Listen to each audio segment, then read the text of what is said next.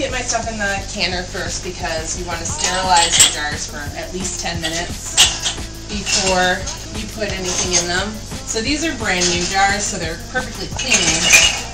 Just that they need to be hot because when you put the hot liquid in them, they can crack. So that's that. Easy stuff. Okay, so that I always just let that just keep going. Just kind of get the core out and the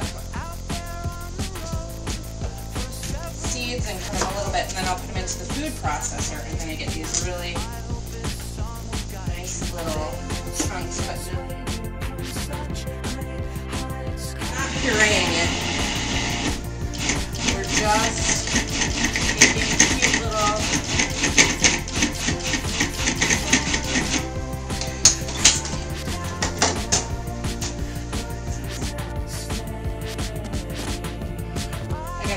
So I'm going to stick this lemon juice into the pot. I had squeezed some lemon juice before we started.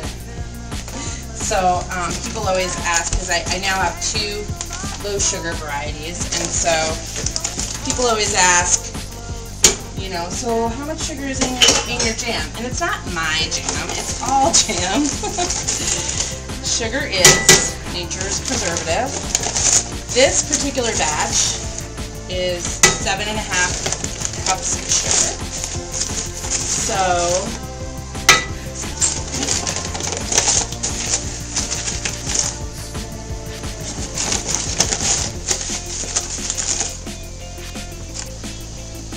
just kind of giving it a stir. And just keep it moving so it doesn't scorch on the bottom. And it's all liquidy now, but it's just the sugar melting.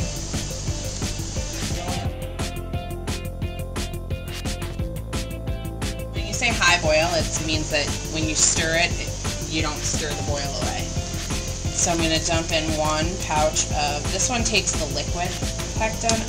Some of them don't need pectin at all. Some fruits are high enough in pectin naturally, like apples, that they don't need the help of boxed pectin to firm up the jam. Okay, so I'm just going to skim off the foam here. So we're going to let it settle for a second.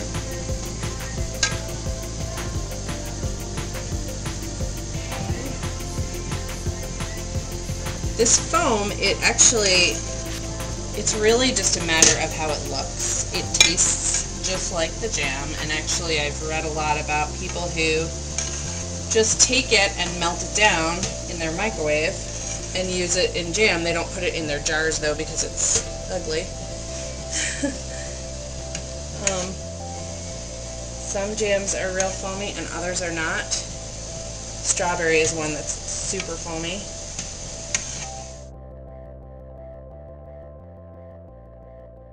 Just get the jars out of the canner. Woo. Hot.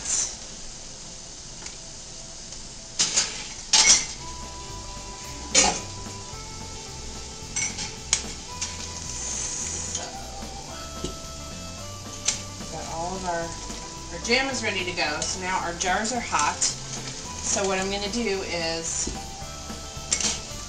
fill up the jars. While I'm filling the jars, I'm going to put the lids into the canner so that you are both sterilizing them and also loosening up the gum on the lid. I'll show you. There's like a little gummy ring. Woo! I just got burned.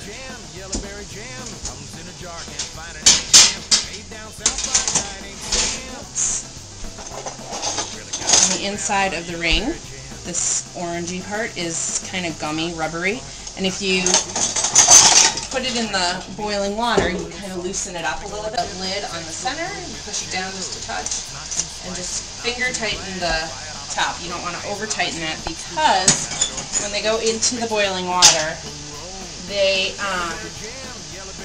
the way they vacuum seal, the air needs to actually be able to come out.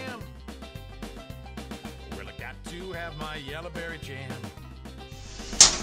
Take them out with our little handy dandy. Asparagus, broccoli. Just set them out here and let them cool down for a minute. Sauerkraut yam.